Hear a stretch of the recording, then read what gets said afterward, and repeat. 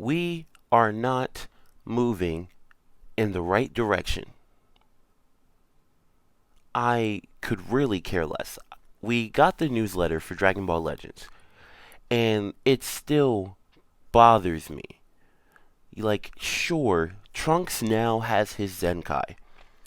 You would think I'd be happy about that, but I'm not. Because the fact is, they wanted to boost Fusion before, Trunks got his Zenkai. And if you don't know what I'm talking about, they released the red transforming Gotenks. And he was the hybrid and fusion unit, but he was primarily ran on fusion, which still ignored the missing red problem for hybrid, being as though LF Gohan is outdated and red, so he does not have any purpose in this meta. So, we recently got, a newsletter, sorry, for Dragon Ball Legends, and, this big whole thing of updates that are going to be occurring. So the first one that I wanted to talk about is the Zenkai Awakening Summoning update because it's the first one in the newsletter. And they're talking about Zenkais who are going to be released after July 1st and for the known future. They're updating their banners. And now it's like, okay, they're just treating it like a normal banner now. So for I don't know why they even decided to do this, but they added single summons from what it looks like. They added single summons to the banner, and then they added multi summons. Like they added up to 1,000. Like the 300 Chrono Crystals are still there, I believe. And if not, they've changed it to the 1,000 Chrono Crystals. And I don't like this at all. This idea is completely stupid. You're literally giving pay to win players an advantage by reducing the amount of crystals it takes to get a summonable unit to Zenkai 7. Not only that, free to play players, already don't have an access to crystals, and nobody is just going to waste their crystals on a Zenkai banner, regardless of the rates for any of the Z Power, because, and if you haven't been paying attention to Zenkai units, all of them get relegated to being bench, except for, exceptions like Cooler. Cooler is the only exception I can think of because he was the only blue option for LOE, and he is still the only blue option for LOE. Nobody's going to be running Pod Frieza because, he's good, but Cooler's better. And if you have him Zenkai, it makes him 3 times better than the rest of his team. This is genuinely stupid, and the worst part about this is that all banners prior, so before July 1st, aren't getting this update, which is still dumb. Meaning they expect free-to-play players to still spend a large portion of their hard-earned crystals that they barely were able to get on these banners for units that just end up being bench. I've yet to see any other Zenkai units be used, and that's ridiculous. Moving on, they showed like all the rates and whatnot, and that still goes on what I'm talking about, and I still don't like it. Whether you're getting more rates doesn't change the simple fact that this is still unnecessary. And yeah, sure, Trunks is getting the Zenkai, but that's not a lot. That's not a lot to me. They fixed some of the other things, some part of their UI, like guilds, exchange shops, adventures, the assist bot that nobody should really be using, and other assorted things. They speed up the transition to the guild screen. Sure, less loading, but nobody really cares about the guild. Like, that's literally just an extra thing. The exchange shop, they're speeding up the exchange connection. That's whatever. And adventures, they're combining the returning notification for adventures and adding the option to consecutively run job requests when one finishes. That's the only good thing about adventures that they're adding. The fact that you could immediately go right back in with another mission instead of having to stop, slide around, and find which mission you want to use, and then auto select and then go. You can just, they're back, send them back. I'm not going to talk about the assist bot because I could really give two shits about it. The others, they're adding the amount of souls, medals, and other exchange items to the possession and in your possession to the detailed dialogue box. I don't really know what all that means. And they're ordering characters now by card number instead of randomly in the character list, which is whatever. It's not like people necessarily care. They're just going to end up filtering through anyway. Now, this is one big thing regarding dishonest acts in PvP. We are aware of the dishonest activity occurring within rating match rankings. I'm not going to read this entire thing because that would drag this on for way too long. I'm just going to post it on the screen and I'll let you read it for yourself if you haven't already. But, this doesn't necessarily, rub me the right way. And yes, they're fixing, they're trying to fix the cheating problem and the lag issue. But that, I guarantee you, it won't change the fact that you're still going to need a great Wi-Fi connection to play this damn game. And going on to the multi-Z power, the sparking, the Legends Limited multi-power issue, they're still in development. Don't know why they're getting ready to receive an entire different Z power. And I guarantee you, you're going to have to put money into the Legends Limited Z power. I'm going to leave that there for your own assumption. That's already stupid. And finally, they wanted to address the fact that this anniversary has already been going on long enough. But they're treating it as if it's supposed to be this long. We haven't had anything monumental in a while. And everything has just been degrading since the moment Future, Fusion, and Godkey got a buff. With 2 characters. I'm not impressed. At all. In the slightest. They're about to release the Sizzling Summer Boot Camp, get new extreme characters before they appear in the summons, and I guess it's going to be the units that it's going to be the Saiyan Saga units like Tien, Gohan, Piccolo before Goku got back and all that jazz. Sweet, new characters. That's the only good thing I could take away from this. But the fact that it took them so long to do this is repugnant. It's dumb, and I don't really care for it. And you're probably wondering why I'm talking about this now, because I've been reading this newsletter and stuff, and I just want to gloss past it because I don't necessarily care for it. This game isn't as interesting to me as it ever has been. I've never kept up with this game a lot.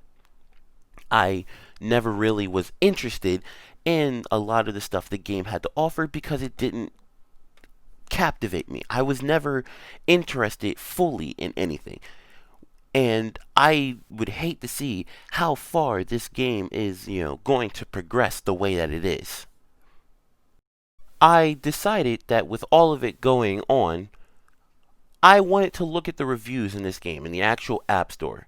And this one, I have yet to see anybody else on YouTube do this. Nobody refuses, not nobody. I've never seen anybody do this before. I've never seen anybody go through the actual reviews. And I never went through these reviews strictly because I downloaded this game.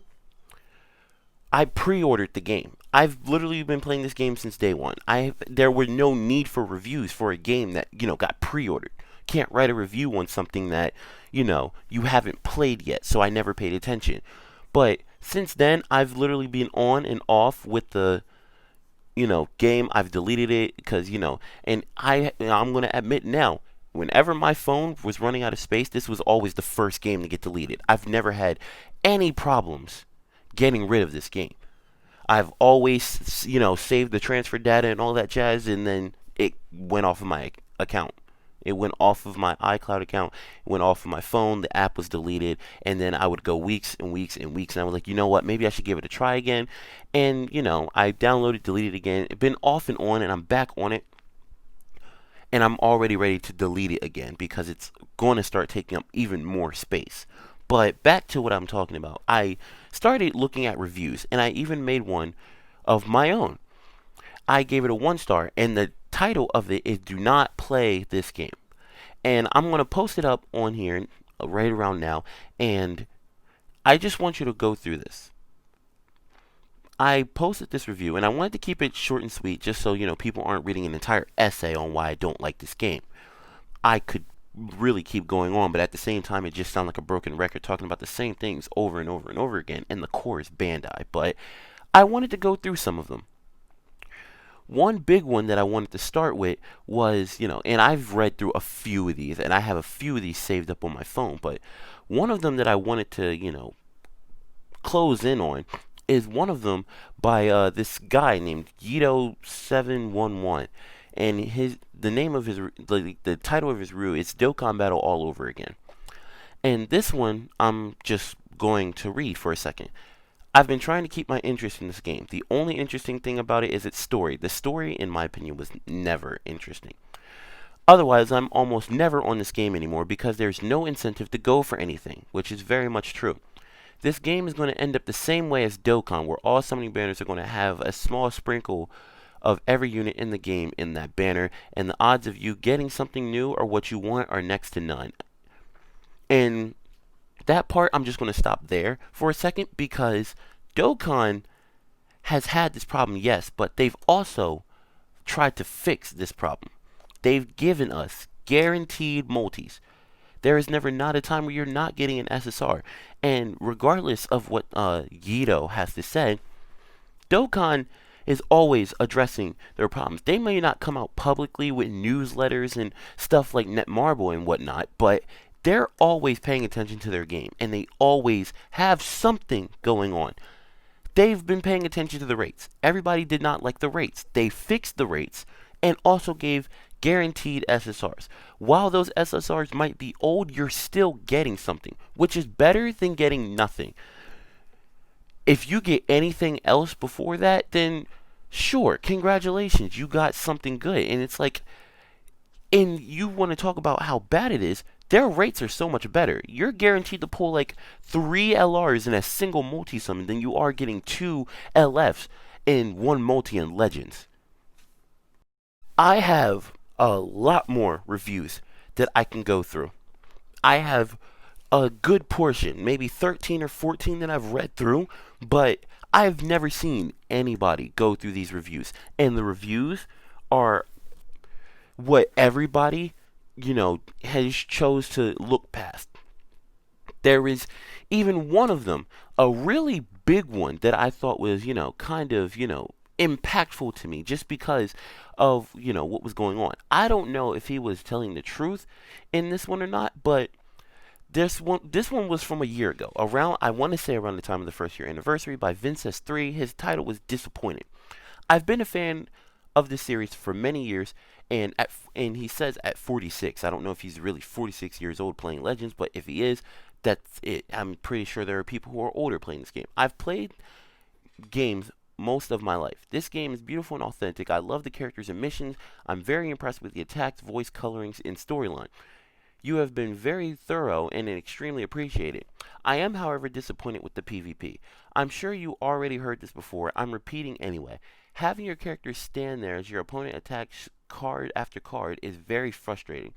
Seeing Blast go through them as they move through an attack is irritating, which he's talking about poor connection between two players. Losing match after match when it's clear that they have a significant, albeit not sanctioned, advantage is frustrating and tiring. No, I don't mind losing to a player that is more skilled. Not at all. Just to those tiny people, and must add a lag problem to win. And he's talking about lag switchers in the game. Personally, I feel like you could be doing a better job penalizing these players. I get that you don't have to play PvP, but that is or was a fun part of this game. It was a fun part. The only thing that the game had going for them. They don't have anything else. I know this monologue won't really matter as you're making money from hordes of people trying to level up, but I won't be playing or recommending this game to anyone. And that is a 100% honest response on the game. Lag switching, is now getting addressed, but why did it take an entire year? What do you mean develop technology? I'm pretty sure there are console games. Like there's literally like reporting somebody just doesn't do it. You can report somebody all you want, but the odds of them actually getting to it are very small. Picking up this little problem, I'm just going to sum it all up here and now so that I don't drag this on any further than it's already gone. I'm already gone 15 minutes, but this game sucks. Nothing is really being fixed. They're giving us this newsletter to make it seem as though they care, just like they do every time we have a problem. I guarantee you, 3 times RP will not go away. There are going to be more units 3 times better than Blue Vegito on the way, I guarantee it, and nothing will change. They address lag switchers and cheaters, sure. But that doesn't change the fact that they're going to ignore the baseline problems at hand. I have a lot more reviews. If you want to see more of those reviews, I can do a part 2. I'm not going to edit this. No music, no nothing. It's just going to be me talking about this and posting up like 1 or 2 reviews.